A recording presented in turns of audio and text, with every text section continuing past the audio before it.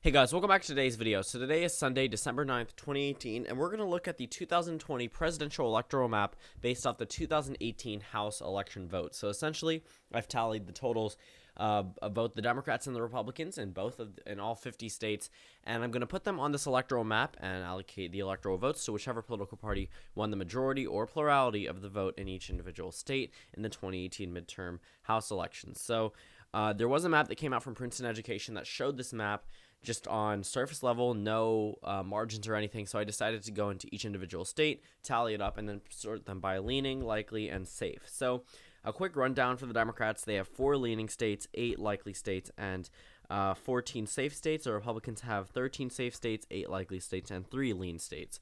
And if you don't want to watch this entire thing and me just analyzing it, because I will be analyzing it as well, because a number of these results are pretty interesting, you can just skip to the end and just see the map in its final full glory. But today, we're just going to go through those states and pretty much figure out what it means for a number of these states. So safe and toss-up states for right now. We always start off with the safe states because those ones are pretty obvious when it comes down to things such as elections like House maps or just presidential elections. We already know which states are going to go a certain way, and it should be expected for a number of reasons for states like Alabama or states like New York. So we'll start off with the safe Republican states. And reading off this list, it's a number of familiar states, states like Alabama. That is a safe Republican state. We did see a little bit of an increase in a number of southern states based off African-American voters, but a number of these districts really just encompass the Republican Party so well, and a number of these states have been disenfranchising minority voters for a pretty long time, and I'm not saying that's the reason why they didn't gain seats in the House. They probably wouldn't have if everything was run super fairly on both sides of the aisle, but what I'm saying is these states themselves, sometimes they do have some tactics that could possibly impact the margins of the House vote, as do some states, even my home state of Maryland, with a number of gerrymandered districts ran by Democrats. I'm not saying it's just alone to Republicans, but since we're going through Republican states, it is something to point out. But Alabama, safe Republican state, probably going to stay that way for a pretty long time, even with higher turnout amongst minority voters. That doesn't really mean a lot in a number of these safe states. But Tennessee is another state that will join the safe Republican column. I'm pretty sure a number of these southern states aren't really that much of a surprise. Kentucky did have an interesting 6th race with Representative Andy Barr, who did go on to win another term. So, again, looking at those states, yeah, they did have some interesting races, like in Tennessee with the Senate race, in Kentucky in that 6th district race, but nothing to really drastically change the margins in terms of those states themselves.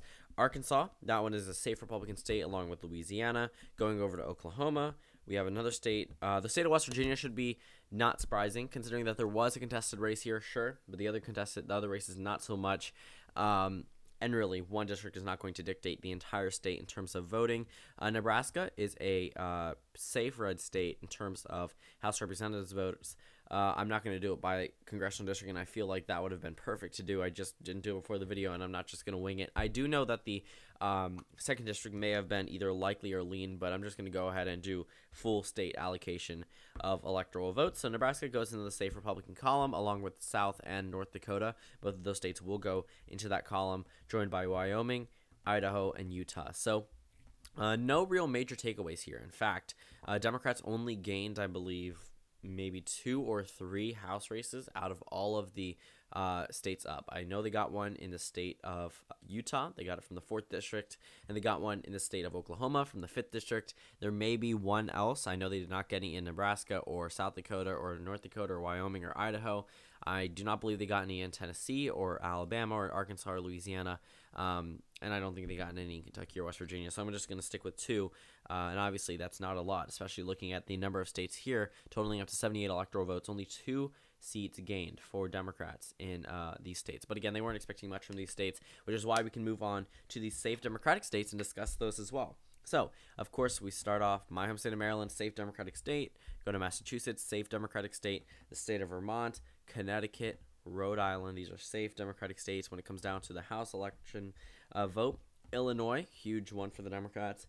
New Mexico, that one was surprisingly safer than I thought in 2016 for the Democrats there. Even though there was a Republican district, the Democrats were still in that safe margin, but right now they are even more in the safe margin, getting a gain in the only Republican district.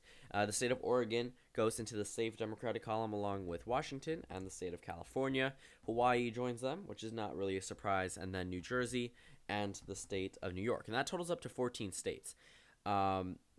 We're going to fill in the district for the Democrats, considering that they always win there, and they did win there, but they don't have any full representative in Congress right now. But that puts the Democrats 187 electoral votes. So based on that alone, the Democrats are already at an advantage for the 2020 presidential election. When it comes down to these likely states, they do actually impact a number of these states that really aren't necessarily the best states. If they're going to the GOP for Democrats, considering that they're targeting a number of these for 2020, which we'll see in a moment, states like Ohio and other states that you're going to see in just a second, Democrats really want to take these states, but they're in the likely column for the GOP. And again, this was a Democratic wave year, so they should have done better, especially in the House where they've made 40, maybe possibly 41 if there's a redo election in North Carolina's 9th district.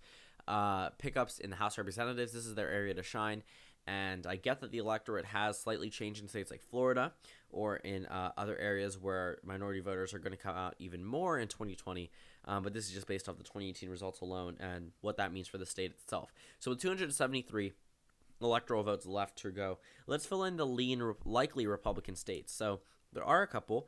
We'll start off with the state of South Carolina. That's pretty much expected to be either likely or safe for the GOP. Time and time again, South Carolina goes into the column for the Republicans, but I believe there was a gain here for the Democratic Party. Mississippi, surprisingly, is in the likely column, but then once you look at the minority population there and how they voted, it actually isn't too surprising.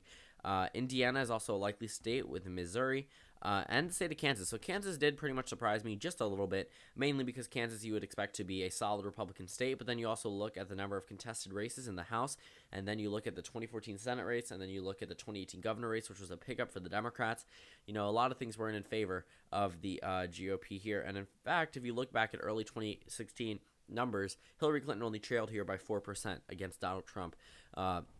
Early on the race before a lot more went down, which is pretty surprising to me, but the Democratic Party did pretty well in that state about a month ago in 2018. It's hard to believe that the elections were only a month ago, but South Carolina's been covered. Mississippi, Indiana, Missouri, Kansas, and Alaska. That is another likely state. Not safe this time. It was a pretty close race between the independent and the Republican. Ohio is the one that is in the likely column. This is a state that the Democratic Party would wish they could have, but unfortunately for them, they are not going to carry this state in 2020 if they nominate anyone other than someone like possibly Bernie Sanders or Joe Biden. This state has pretty much withdrawn itself away from its Democratic, more swing state tendencies from previous elections, and Donald Trump pretty much has a pretty good hold on a state like Ohio.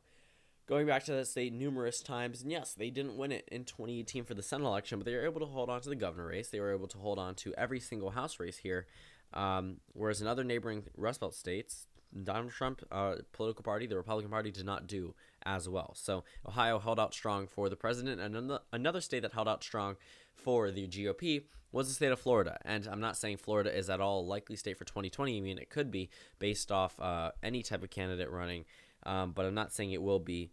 Considering that there are a number of top Democratic names that possibly could win the state, but these races were won by Republicans in both the Senate and the governorship. And yes, the Senate was 0.2%, the governorship was 0.4%, nothing large for the GOP, but the House margin was above 5%, which is why it's in the likely column. And the GOP getting 52 point something percent of the vote in the state of Florida really is a little surprising for the Democratic Party. Keep in mind, this is a statewide vote. If we look at the Senate elections, closer than the House elections.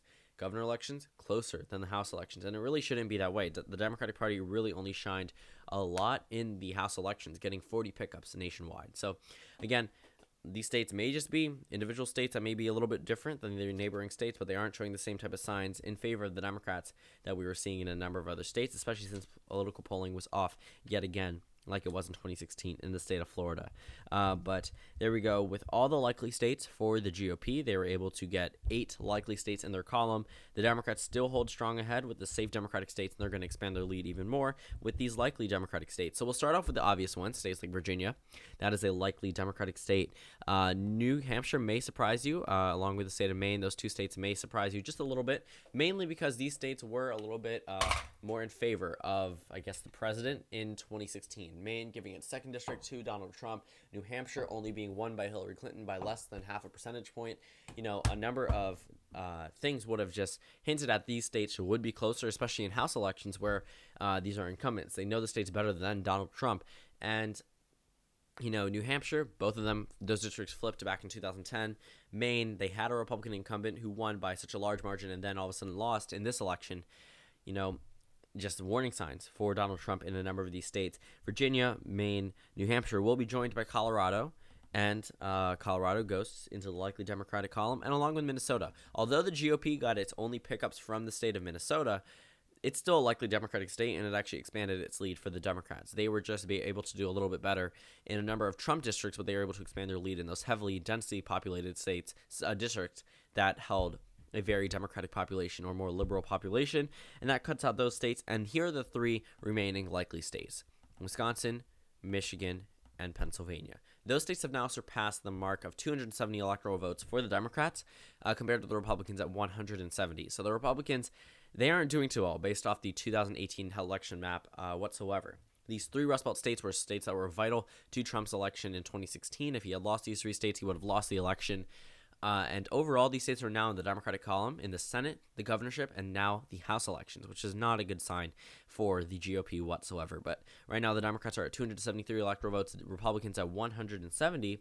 We can move over into the leaning Republican states. The first state, Georgia, isn't too surprising, but the fact that it has narrowed down into a lean GOP state is something to note. The state of Texas itself right now is in the lean GOP column. Again, another warning sign, especially with a very close Senate election for an incumbent of that magnitude who's known even nationwide. And then the state of Montana, which isn't too surprising considering that Greg Gianforte did body slam a reporter and there was a Democratic Senate election. So that's the only one that I wouldn't say is too surprising. But it could spell out warning signs for 2020 if Gianforte does choose to run again. Keep in mind, these are only 2-year terms. He was first elected in 2017, really only served a year, so this would be 3 years in Congress if he was to lose in 2020 before going out. And that leaves 38 electoral votes. And since I've already covered the lean Republican states, we're going to cover the lean Democratic states: Iowa, Arizona, and Nevada. Now, the ones that are a little bit more shocking than others, Iowa and Arizona out of them all, mainly because these were 2 Trump states in 2016. Nevada was not. It was a Hillary Clinton state. But the state of Iowa right now goes in favor of the Democratic Party. If we look at the overall number of, pickups for the Democrats in the state of Iowa, they were able to hold on to a number of states. They were able to hold on to their sole district. Then GOP was able to lose a number of districts. Every single one of the GOP districts was contested, even the one that was considered safe at one point in time. And it was because of some racist comments that were said by the incumbent representative who did actually win the race there. But based off the pickups for the Democratic Party in the state of Iowa, we could possibly see a turnover in favor of the Democrats in 2020 if that trend continues. But in the governor election, it did go to the GOP. So, again, it's just very conflicting results, but the state of Iowa went in favor of the Democrats overall in terms of overall vote statewide, I guess. And then you go over to the state of Arizona, which actually had a pickup for the Democrats in the Senate elections. Kristen Sinema, I'm pretty sure you all know who she is at this point, was able to actually win there and pick up Jeff Flake's seat for the Democratic Party. And just looking at those numbers alone, Arizona now has more Democrats in the House from the state of Arizona than Republicans. So when you look at those numbers, just based off that alone, you can pretty much make a general conclusion that the state itself has become even more of a purple state than any of the remaining swing states. Yes, Texas is closer, and yes, Georgia is closer, but it doesn't mean that these states are somehow more swing states than the state of Arizona. It's really hard to explain, but when you think about it just based off the numbers alone, the state of Arizona is more likely to go to the Democrats than Texas or the state of Georgia. And then the final state is the state of North Carolina. Now, this one is a little contested. Based off the pure House numbers, the Republican Party wins here by around 1%. Though, they did not field, the Democrats being they, did not field a candidate in the 3rd congressional district race. When you think about that, that means there was a considerable chunk of voters left out. And I gave the Republican Party the benefit of the doubt. I took the 2014 midterm landslide for the Senate election results, and I was able to completely take those Democratic votes and deduct them from the Republican tally, which means that at the Democratic Party's worst showing in this race, actually I would say their worst showing was probably 2010, but it would still be a win for the Democrats statewide based off those numbers alone. You deduct those from the GOP, and then you take that away from the overall vote tally, the Democratic Party wins the state of North Carolina. So I'm going to put that state in the lean Democratic column, because the Democratic Party, if they had fielded a candidate in the state of North Carolina's 3rd congressional district, they would have been able to win that race. Sorry, not win that race, been able to get around 60,000 votes, especially in a wave year like this, which means that they would be able to win this state, is what I meant to say, based off those numbers alone. And that, again, that's not a pickup, that's not a flip district, it's just more votes to be added to the Democratic Party's total, which is why I'm going to put that one in the Democratic column for right now. So that wraps up today's video. The Democratic Party has 311 electoral votes, the Republicans at 227. Thank you guys for watching this video. Comment down suggestions below, and I will see you all tomorrow.